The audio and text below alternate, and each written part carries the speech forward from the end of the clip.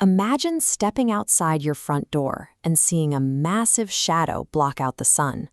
This silhouette belongs to a living creature, standing 16 feet tall, the exact height of a fully grown giraffe.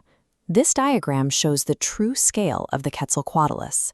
Standing next to a human, it towers at 16 feet. When it expands its wings, the span reaches 35 feet wide, matching the length of a standard city bus. Looking at this scale comparison, you're seeing the largest animal to ever take flight in Earth's history. If you found yourself beneath it, the natural impulse would be to drop to the ground and find cover. However, that strategy fails because of the specific way this predator processed its environment. They possessed eyesight 5 times more powerful than human vision.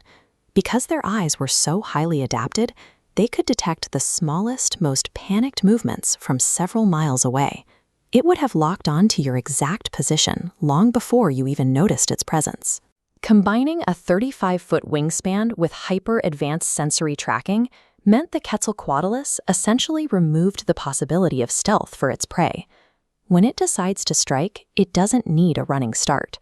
Using its massive front limbs, it could vault its entire body up to 8 feet straight into the air from a complete standstill. The most effective part of its flight pattern was the lack of sound. Rather than continuously flapping those massive wings, it relied on gliding to move through the air.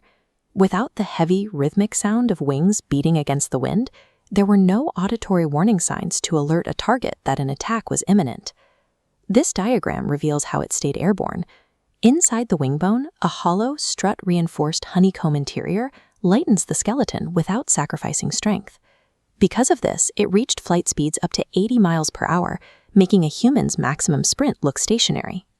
Moving silently at speeds up to 80 miles per hour made it physically impossible to outrun them.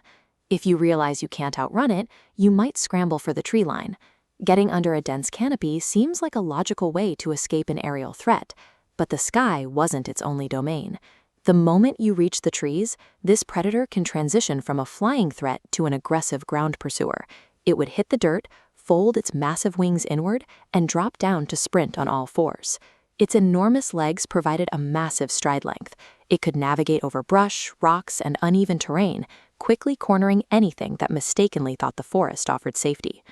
The Quetzalcoatlus functioned as an inescapable biological trap, designed to be just as effective sprinting through the woods as it was gliding through the clouds. Eventually, the pursuit ends. You are cornered on the forest floor with nowhere left to run. When it finally closes the distance, you might expect a jaw full of jagged teeth. However, this creature completely lacked teeth to deliver a quick kill. Instead, its primary weapon was an 8-foot-long, razor-sharp beak. While it could swallow small prey whole, a human-sized target was physically too large to fit down its throat in one piece. To feed, it used its beak like a heavy pickaxe. It would jab and throw the body around until manageable chunks tore off piece by piece.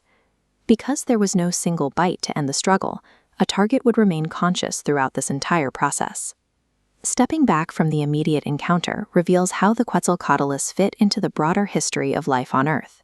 Its entire biology was optimized for long-range detection and high-speed interception. The fossil record shows that prehistoric evolution resulted in a predator with the speed, vision, and specialized weaponry to make a human-sized target completely defenseless.